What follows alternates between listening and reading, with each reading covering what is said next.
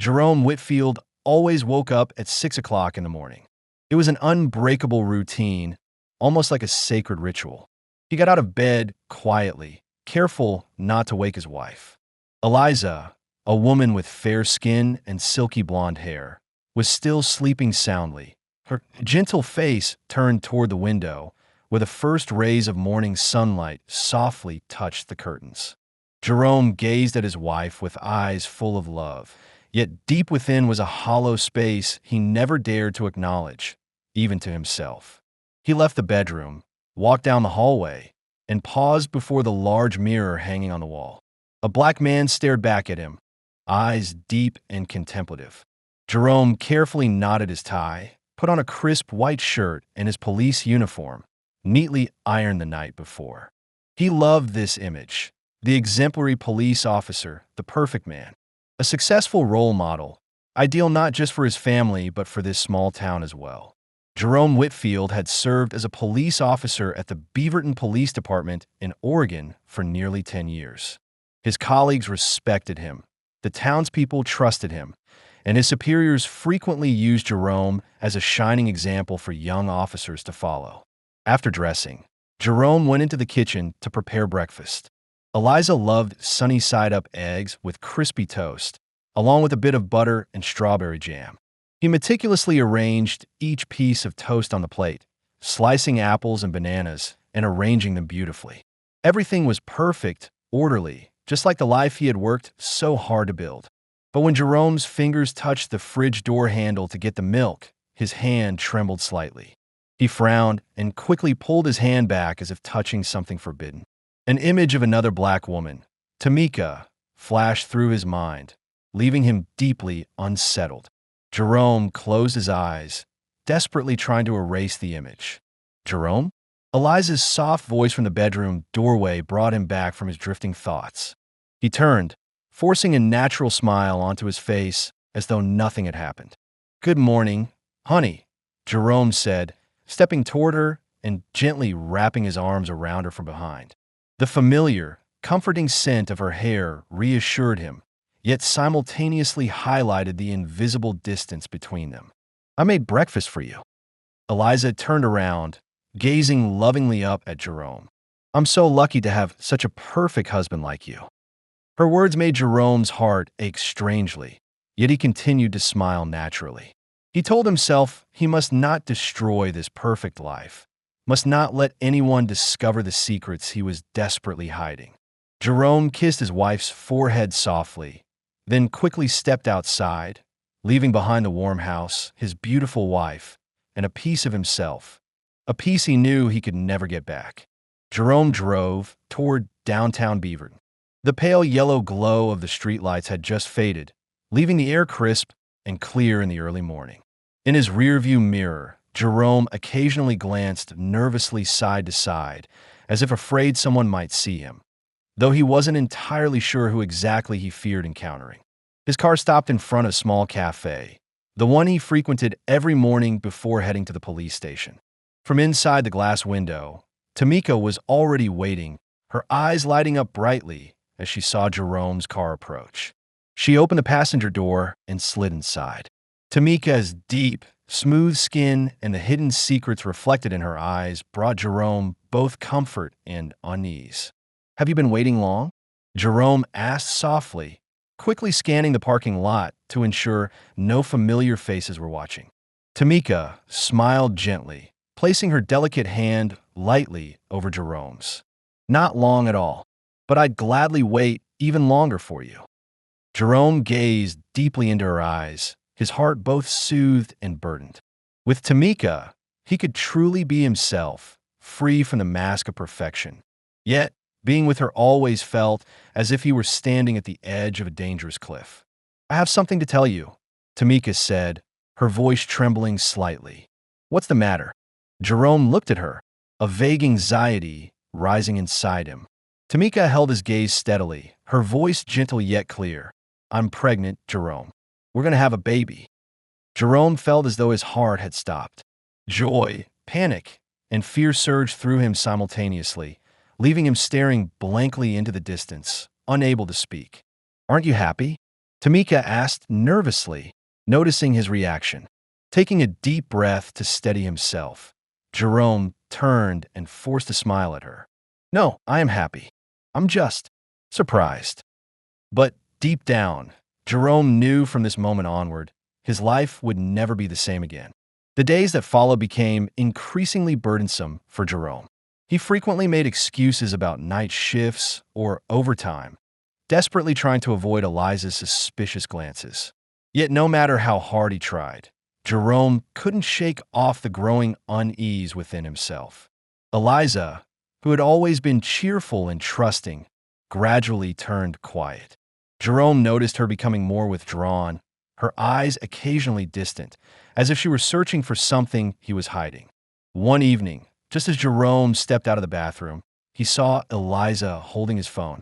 His heart sank, and his breathing suddenly became rapid. "What are you doing?" Jerome asked, struggling to keep his voice calm, but unable to hide the tension. Eliza looked up, her eyes filled with sadness, and spoke in an unusually cold tone. "You're hiding something from me, aren't you, Jerome?" He stepped forward, reaching out to reclaim his phone. But Eliza quickly withdrew her hand, her gaze sharply fixed on his. "How long have you been lying to me?" Jerome stood frozen, guilt surging through his spine like an electric shock. He couldn't find words powerful enough to soothe the woman who had given him complete trust. "Eliza, I'm sorry, but please let me explain." Jerome pleaded desperately, his eyes begging her for another chance. "Explain what, Jerome?" Eliza held out the phone, clearly displaying Tamika's message on the screen. "The baby and I both need you. When are you going to tell her?"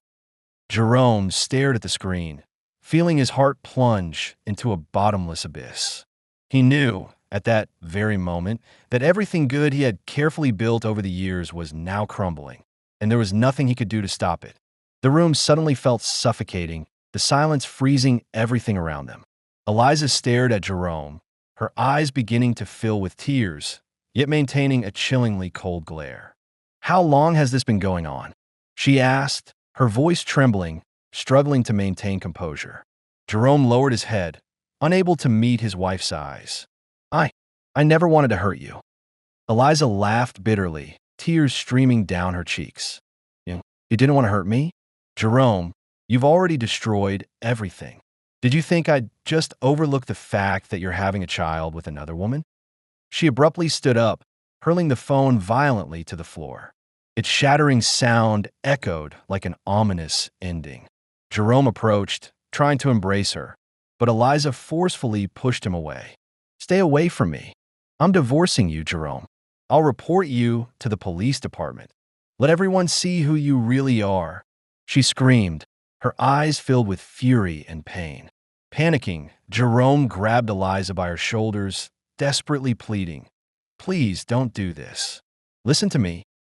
Eliza struggled fiercely, swinging her arms. In a sudden loss of control, Jerome inadvertently shoved her backward. Eliza stumbled, her head striking the sharp edge of the kitchen sink. She fell to the floor, motionless. Jerome stood frozen, his eyes wide with horror. He knelt beside her, trembling, calling her name, but only dead silence answered him. "Eliza, wake up," Jerome whispered desperately, tears streaming down his panicked face. He pressed his fingers to her neck, searching for a pulse, but there was no sign of life. In that moment, Jerome realized that this fateful incident had pushed his life onto a path with no return. The ticking of the clock echoed around the room, sounding like the sentence he knew he'd never escape. Jerome sat motionless on the cold kitchen floor, staring blankly at Eliza's lifeless body. Blood from the wound on her head slowly spread, staining the white tiles into a dark red puddle. His heart raced, panic and fear extending to his trembling fingertips. For the next few minutes, Jerome was paralyzed. He considered calling an ambulance, contemplated calling the police, but then terrifying visions of the future, his career, the life he had painstakingly built, overwhelmed him. Jerome couldn't bear the thought of standing before a courtroom, facing judgment from colleagues, neighbors, and especially Tamika. "No, it can't end like this," Jerome murmured desperately. He stood up, pacing frantically through the kitchen, his eyes wildly searching for an escape from this nightmare. Suddenly, Jerome halted in front of the meat cleaver resting on the countertop. A horrific thought flashed through his mind, sending chills down his spine. Yet the harder he tried to shake it off, the deeper it rooted itself in his mind, whispering that this was the only solution. He moved closer to Eliza's body, knelt down beside her, his shaking hand gently stroking her golden hair for the last time. "I'm so sorry, Eliza. I didn't mean for any of this to happen," Jerome whispered as a belated plea for forgiveness. Then, with empty eyes and a chaotic mind, he stood up and retrieved a large plastic tarp from the storage closet. Jerome spread the tarp across the floor, carefully placing his wife's motionless body onto it. He then reached for the knife on the counter, took a deep breath, desperately trying to calm the screaming panic inside his chest. The sound of the knife hitting the stone echoed coldly.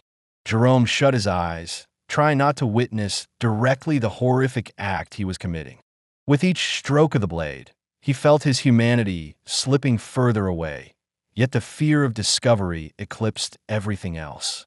When the gruesome task was finally complete, Jerome wrapped each piece of the body in heavy plastic bags, carefully placing them inside a large white styrofoam cooler he typically used for camping trips. After tightly sealing it with thick duct tape, he meticulously cleaned every trace, erasing evidence that might expose his terrible crime. By the time Jerome stood upright, the first rays of morning sunlight were breaking through the window, illuminating his face, a face now completely transformed, overshadowed by an irreversible guilt and despair. Jerome loaded the white styrofoam cooler onto the back of his dark blue pickup truck parked in the garage. He carefully covered it with an old tarp, as though preparing for an ordinary weekend camping trip. His heart still pounded violently, waves of nausea rising in his throat each time he recalled what he had just done. Before leaving the house, Jerome took one last glance into the kitchen. The room appeared clean, orderly, bearing no visible traces of the tragedy that had just unfolded, but the memory was etched permanently into every breath he took. He understood that the life he had loved and cherished was now forever over. He drove away from the house, heading toward a dense forest more than 40 miles away. Jerome chose quiet back roads rarely traveled. The sky had grown dark, threatening rain, making the atmosphere increasingly gloomy and foreboding. Throughout the drive, his eyes constantly darted to the rearview mirror, paranoia creeping in that someone might be silently following him. Arriving at his destination, Jerome drove deeper into the forest, finally stopping near a large rock formation hidden by thick bushes. He turned off the engine and sat motionless for a few minutes, listening to the rapid drumbeat of his heart echoing in his chest. Eventually, Jerome exited the vehicle, pulled the cooler down, and dragged it near the rock. Using a small shovel, he quickly dug into the soft earth, each shovelful feeling like a battle against the fear that gripped his entire body. Heavy rain began to pour, seemingly assisting him in hiding the evidence. When he was finished, Jerome stood motionless in the downpour, soaked to the bone, staring at the freshly covered ground. He knew that no matter how deeply he buried it, this guilt would remain forever, a haunting shadow in his mind.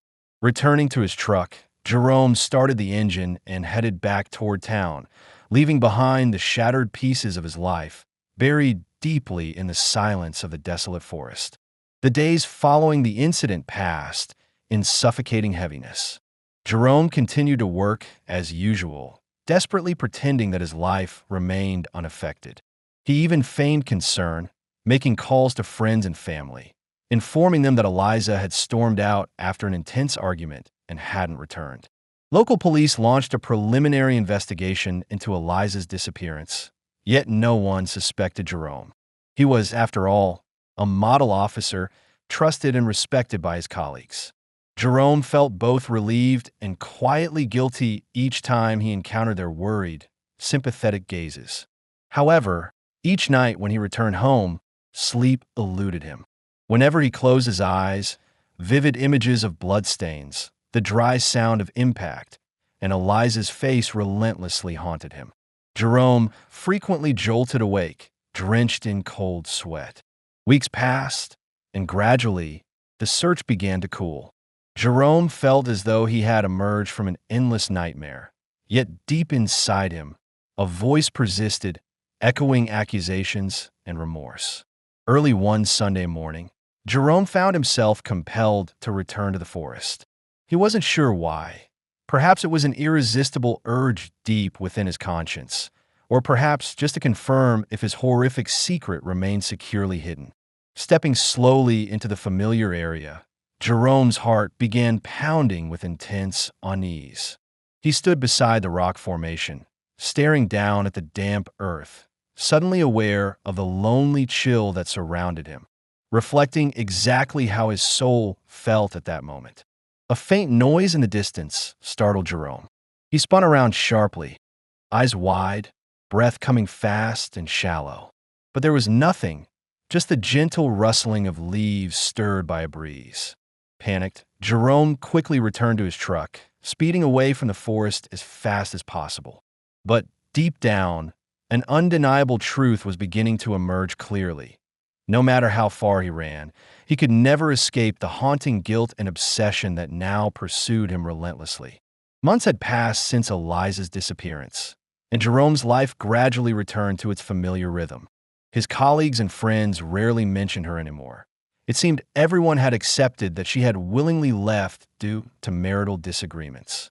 Jerome continued working at the police station, yet the haunting obsession and overwhelming guilt quietly followed him each passing day.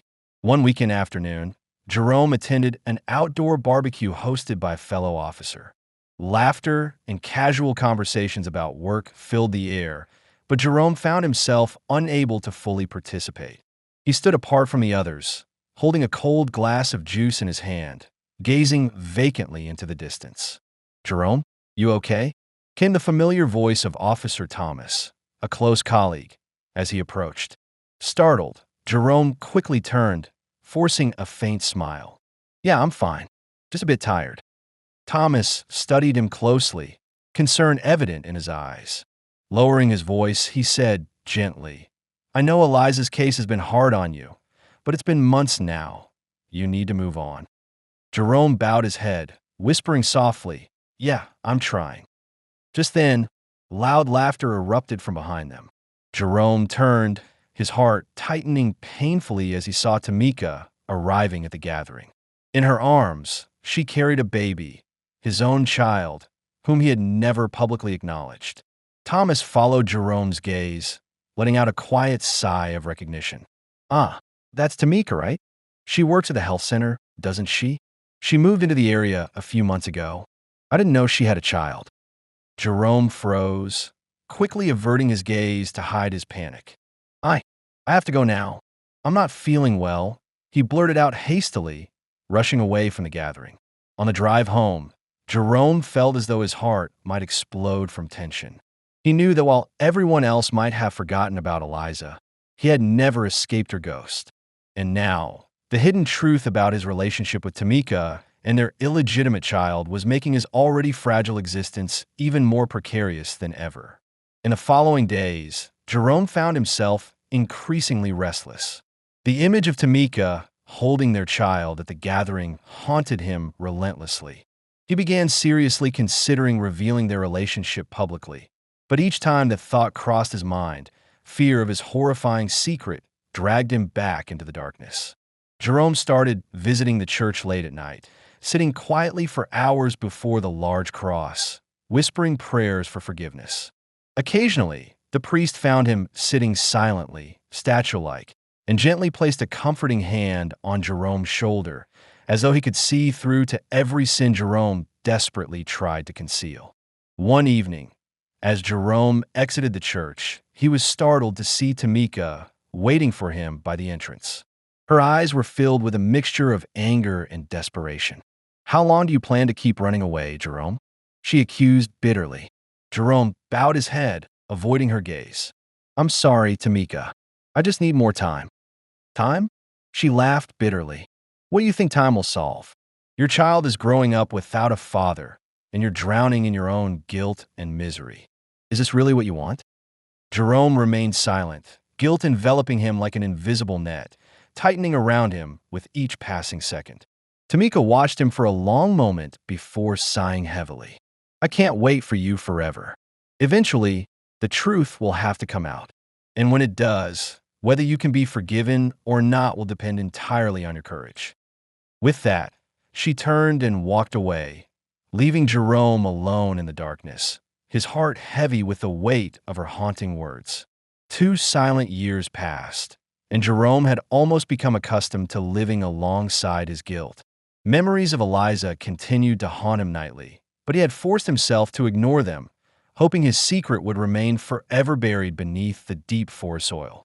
But on a chilly autumn day, when yellowed leaves began carpeting the streets, a phone call from the police station made Jerome's heart nearly stop beating.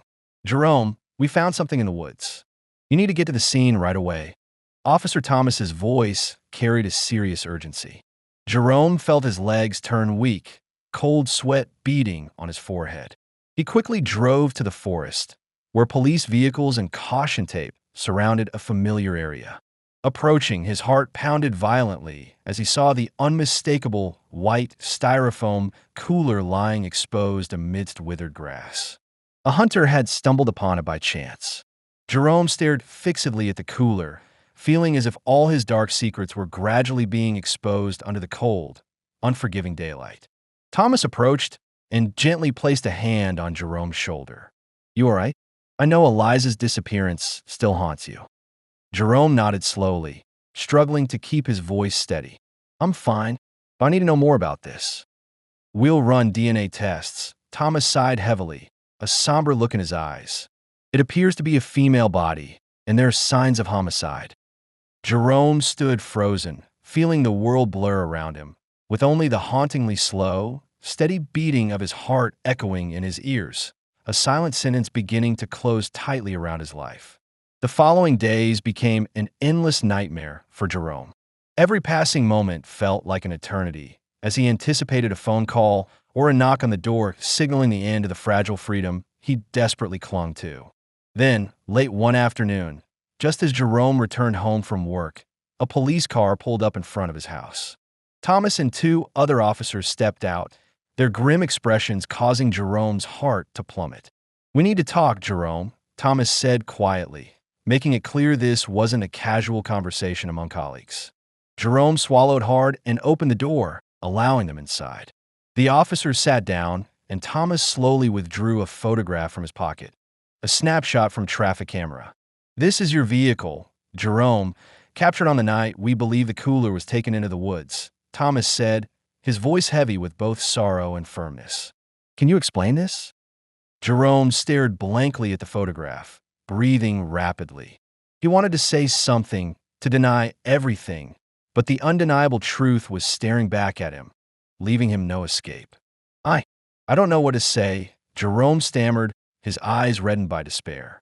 It was an accident, Thomas. I never meant for it to happen. Thomas looked at Jerome, sadly yet firmly. Jerome, you need to come with us. 2 officers stepped forward, handcuffing Jerome. He stood still, allowing them to lead him outside under the curious gaze of his neighbors. As Jerome climbed into the police car, he glanced back one last time at the house. What had once been his perfect home, now only fragments of heartbreaking ruin. The interrogation room was cramped and cold, the harsh neon lights illuminating every dark corner of Jerome's soul. He sat silently, staring blankly at the cold steel table, hands clasped tightly together, trembling uncontrollably. The door swung open, and Thomas entered carrying a thick case file. He sat opposite Jerome, his eyes a mixture of disappointment and sorrow. Jerome, Thomas began slowly. The DNA results are in.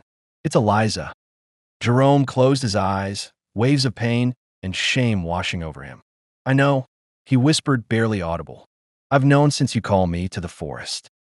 Thomas studied Jerome intently, as if searching for some trace of truth in the friend he'd once deeply trusted. Why, Jerome? Why did you do it? Jerome lifted his head, tears brimming in his eyes, his voice quivering. I never intended to kill her. It was an accident. But I panicked. I couldn't think clearly. I only wanted to hide what I'd done. Thomas sighed heavily, placing his hand on the folder in front of Jerome. We found blood traces in your house, Jerome. No matter how thoroughly you cleaned, traces remained. Combined with the traffic camera footage, everything points to you. I'm truly sorry. Jerome nodded slowly, his voice filled with despair. I know. I deserve this punishment. But what haunts me the most isn't prison. It's the fact that I betrayed everyone who trusted me. Thomas stood up, pain lingering in his eyes. Do you have anything else you'd like to say? Jerome looked directly into Thomas's eyes, his voice soft but clear. Please tell Tamika I'm sorry, and the child. Tell him his father wasn't a bad man, just a man who made a terrible mistake. The door closed behind Thomas, leaving Jerome alone in the silence, facing himself and a life sentence of remorse from which he would never escape. Jerome's trial took place on a freezing winter day, the gray skies above seemingly mourning with those gathered in the courtroom. Jerome entered dressed in an orange prisoner uniform, his face weary and grief-stricken, stripped entirely of the confidence he once embodied as an exemplary police officer. Facing him was a stern-faced jury, and behind him sat familiar faces, former colleagues, neighbors, and Tamika. She sat there, eyes red from crying, holding their young son in her arms. Her gaze was filled with both pain and compassion as she looked at him.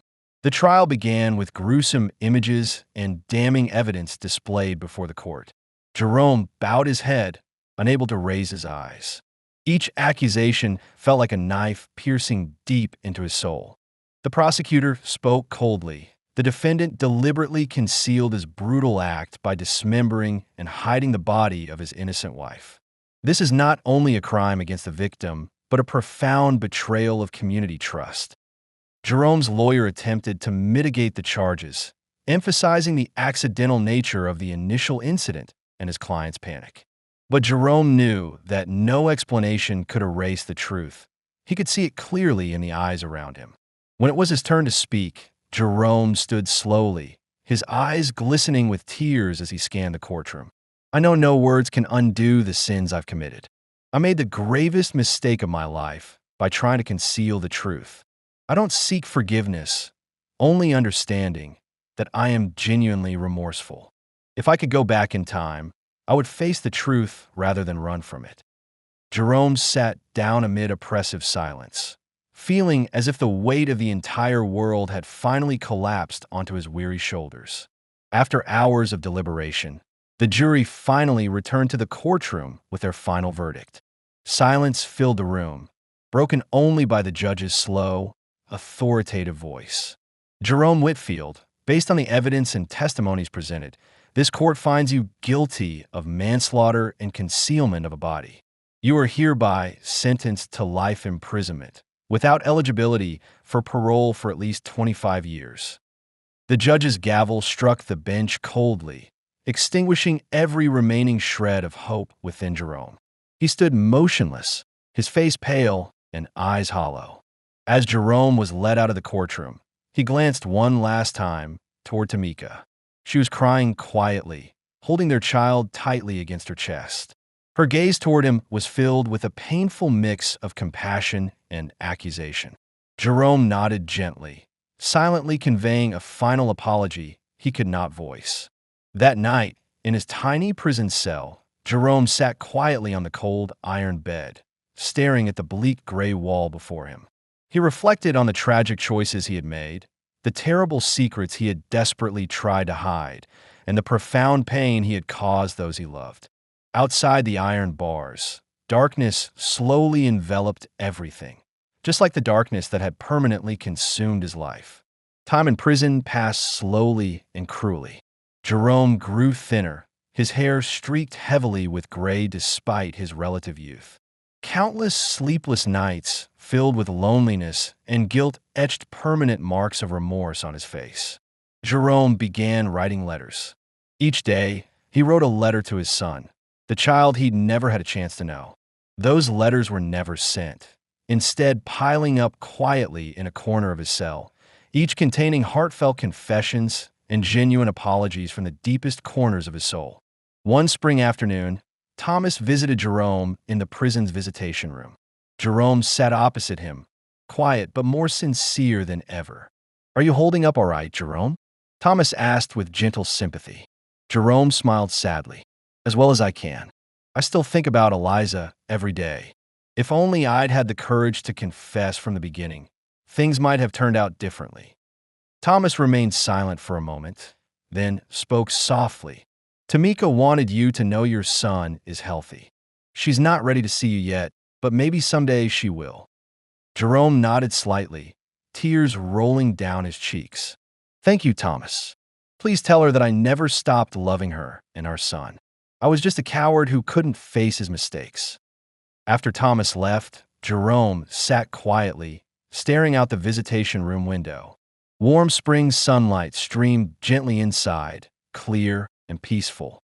For the first time in a long while, Jerome felt a faint glimmer of peace, however small. He thought again, if only he had been brave enough to tell the truth from the start, perhaps he would now be writing new chapters of his life, instead of forever imprisoned within the darkness of his own making.